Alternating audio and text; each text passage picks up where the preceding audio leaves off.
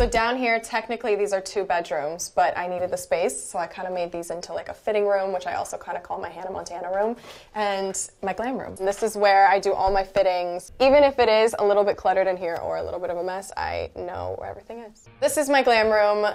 Also a very used room in my house. Everyone in my family has a good glam room. There's a really nice door so my glam people can come in and out really easily and not have to walk through the whole house. And this wall of magazines is something that Kim started a long time ago. Makes you feel good about stuff, you know? Now this is my walk-in men's closet. We took 2 bedrooms and turned it into my closet. Every shopping trip I've ever gone on, even Little John's, are documented right here in this very room. So having this 2 bedrooms turned into 1 closet is just perfection. So much storage space, so many textures and colors. It just makes me happy. And listen, if you're gonna be on this planet, why not be happy? Why not live in a place that makes you happy? And that's what this place does. This, okay, like very shamelessly, the muse for the closet was basically watching the famous David Letterman Kanye West interview because I saw Kanye's closet and just started to drool. So I decided to make my closet like basically sweats and t-shirts and shoes because that's all I ever wear. Huge shoe guy, big Laker fan, the Kobe tribute up there. Rick Owens day bed. This is amazing. Deeply unnecessary to have in your closet. In fact, I would even call it superfluous. If you don't know that word, kids, look it up. But this is never leaving, so it's never for sale.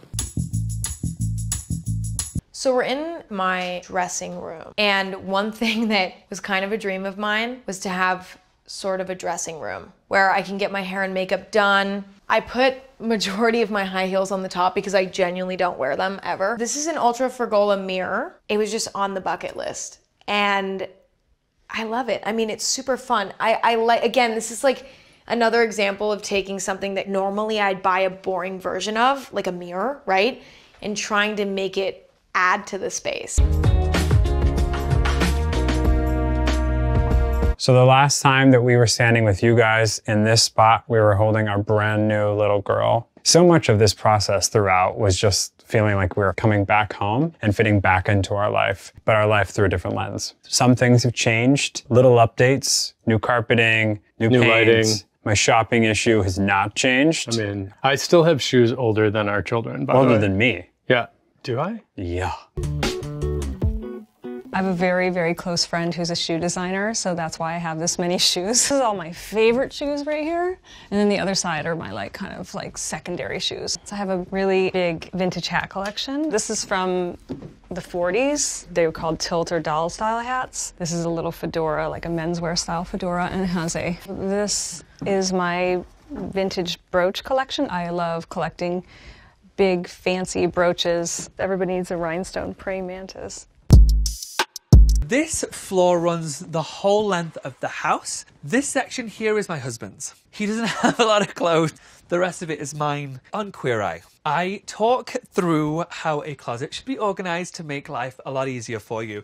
And I always talk about color coordinating your closet. This right here is the piece that I wore for the Emmys. This took a disgusting amount of hours for people to hand embroider this whole thing. And so I found this vintage Alaya. So this is a women's piece. It is tiny. Oh God, I put on some timber. Wow. This is Ross. His lovely hair. Oh, the other way? Okay. Oh yeah. Yeah, there it is. Thank you, Ross.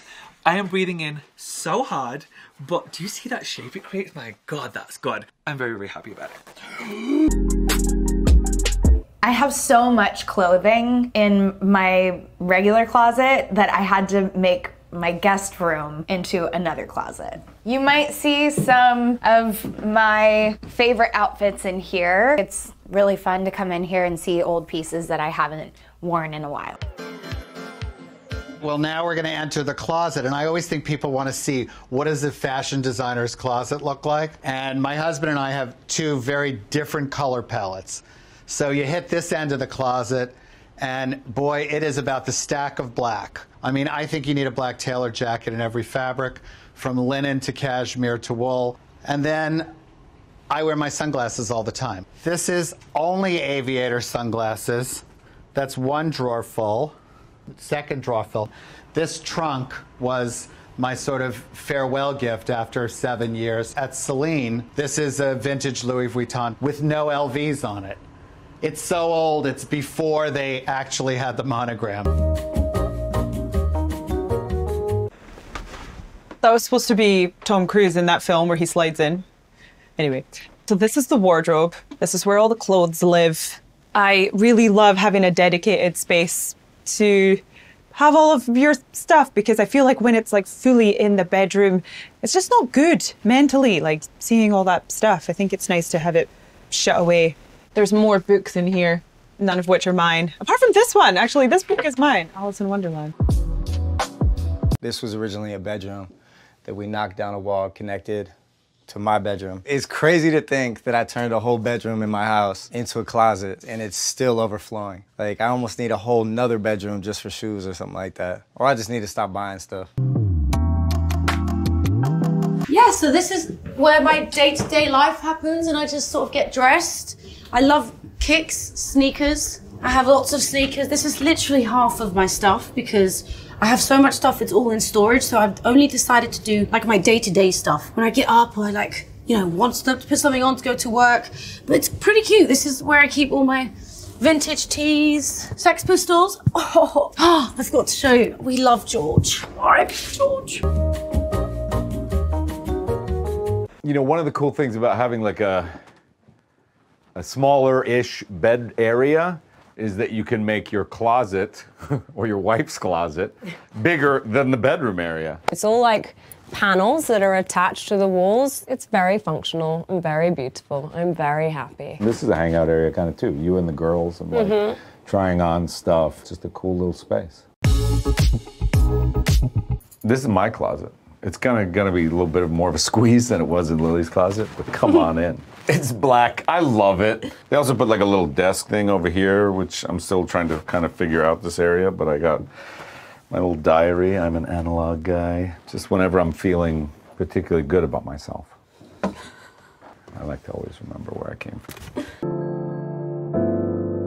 The closet. My favorite part of the house, probably. It's kind of inspired by Yves Saint Laurent. It's so bright and open, and we get to really see all of our clothing. Yeah, it's kind of my area over here. I got my shirts, and that's my whole thing here. I got my suits back here, and my shoes. I'm a partner with Adidas, and they do a great job of sending me some shoes, and definitely don't have a shortage of picking shoes.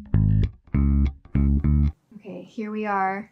This is my closet. This whole room is dedicated to my clothes. If I color coordinate my clothes and put them in order, I like to see everything. I kind of wanted it to feel like a store. Like I could come in and kind of shop in my own closet. There's a lot more pink. It's a little bit more girly because the log cabin can feel quite masculine all the time. I really wanted to create just a couple of little spaces where I can go that were just a little bit more girly and fun and colorful. I love jeans so much. I collect vintage jeans.